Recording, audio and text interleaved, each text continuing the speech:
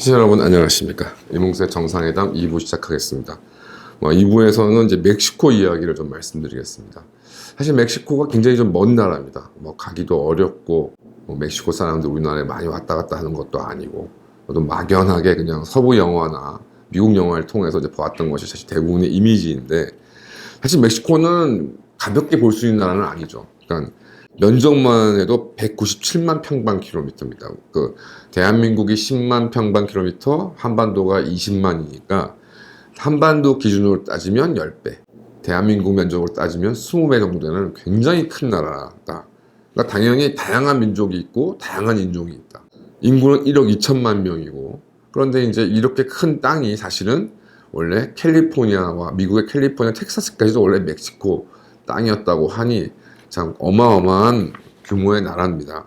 근데 이것이 1848년에 이제 미국과의 전쟁에서 이제 뺏기고, 그래가지고 미국의 이제 압력에 의해서 이제 이것을 공식적으로는 이제 미국에 매각하는 그런 식으로 마무리가 되었습니다. 1810년에 이제 스페인의 집에 독립을 되었는데, 나폴레옹 3세가 넘보기도 하고, 그 다음에 1차 대전 때는 또 독일이 당시 이제 외무장관 찌모만이 멕시코를 어떻게 움직여서 미국을 공격하게 해가지고서 미국의 발목을 잡아볼까 하는 그런 실제 그런 서한이 있었는지 없었는지 약간 불분명합니다. 어쨌든 그런 서한이 공개됨으로 인해서 미국이 또 1차 대전에 참전하게 되는 결정적인 계기를 주게 되고 됩니다. 이번에 이제 최근에 멕시코 대통령 선거가 있어서 이제 여성 대통령, 최초의 여성 대통령이 클라우디아 샤인바움이라는, 좀 이름으로 봐서도 여러 가지 좀 생각이 들게 하는 이 대통령이 이제 올 10월 1일 날 이제 정식으로 이제 취임을 하게 됩니다. 에너지 공학 박사이고 2007년에 노벨상을 수상한 기후 변화에 관한 유엔 정부 간 협의체에서 근무를 했었던 경력이 있는, 그래서 환경 및 녹색 에너지 전문가인가라고 알려진 사람입니다.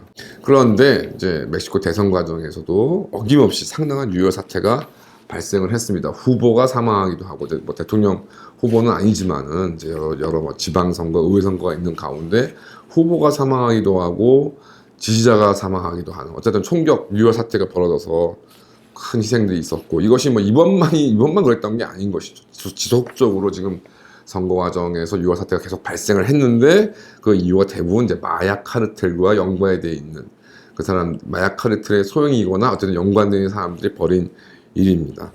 클라우디아 샤인바움은 이제 곧 물러나게 될 오브라도 현 멕시코 대통령의 이제 똘만이라고 할 수 있는데, 이 오브라도라는 사람이 좌파 포퓰리즘을 보이는 사람인데, 이제 범죄에 대한 느슨한 대처로 아주 악명이 높습니다. 그래서 이제 넷플릭스 드라마로 유명한 나르코스, 멕시코 나르코스가 꽤 인기를 끌었었던 것으로 알고 있고, 저희가 좋아하는 이제 영화로는 시카리오라는 영화가 있죠. 그래서 멕시코 마약 카르텔의 이제 가족을 희생당한 이제 전직 검사가 무지막지한 총격을 벌이면서 이제 복수를 해 나간다는 법을 이제 완전히 무시하고 그런 영화 굉장히 좀 좋아합니다.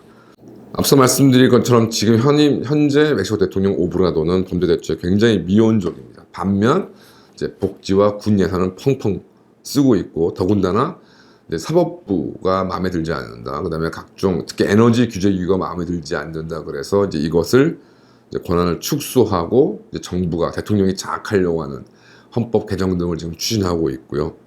그래서 이제 이렇게 이제 오브라도 같은 사람이 이제 일어나게 된 이유는 세계 최고 수준의 소득 격차. 그래서 이를 해소하기 위해서 학생들, 농민들, 장애인들, 실업자들에게 현금을 살포하고 최저임금을 이제 2배 이상 올렸습니다.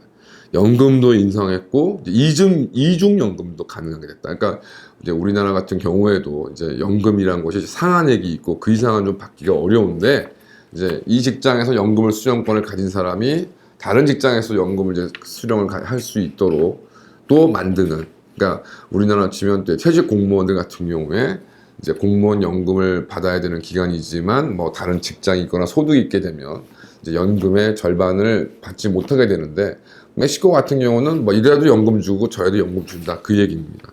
어쨌든 이제 오브라도 대통령 재임 시절에 500만 명이 이제 빈곤에서 벗어나기는 했다고 합니다.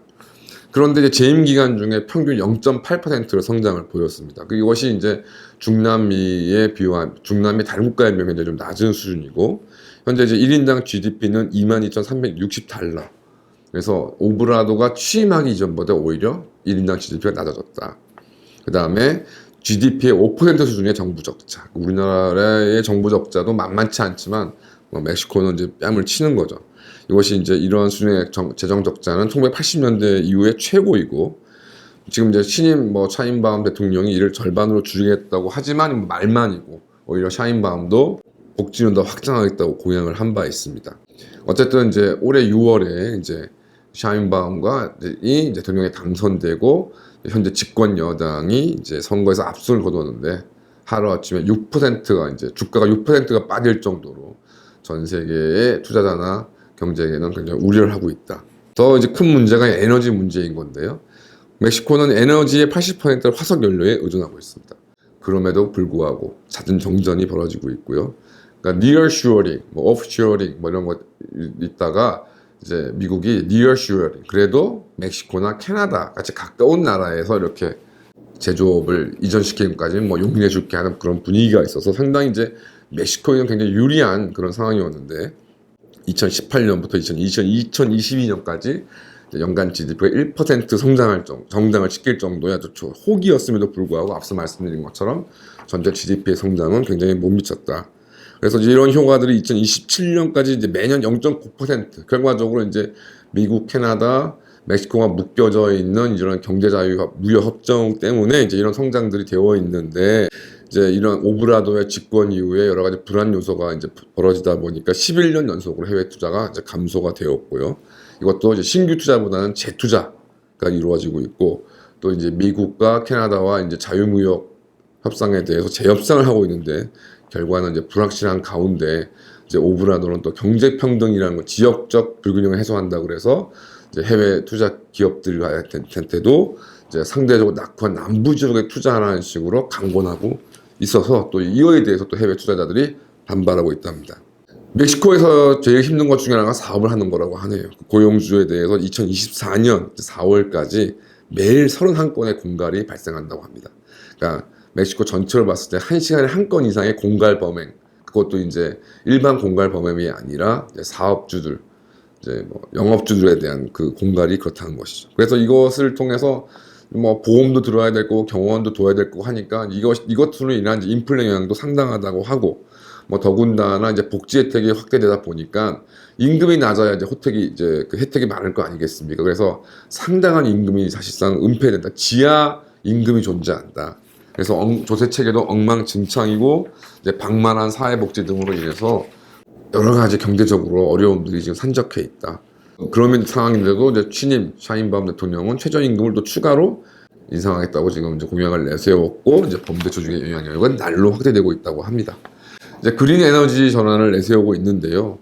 그 멕시코의 잠재력, 앞서 말씀드린 것처럼 대한민국의 10배가 넘는 10배가 되는 땅이니까 그 땅에 사막도 있고 여러 가지가 많지 않겠습니까? 그래서 잠재력으로 평가해 보니까 태양광 같은 경우에 25,000기가와트, 풍력 같은 경우가 3,700기가와트, 그 다음에 지열 및 수력 발전도 한 3,700기가와트의 잠재력이 있다.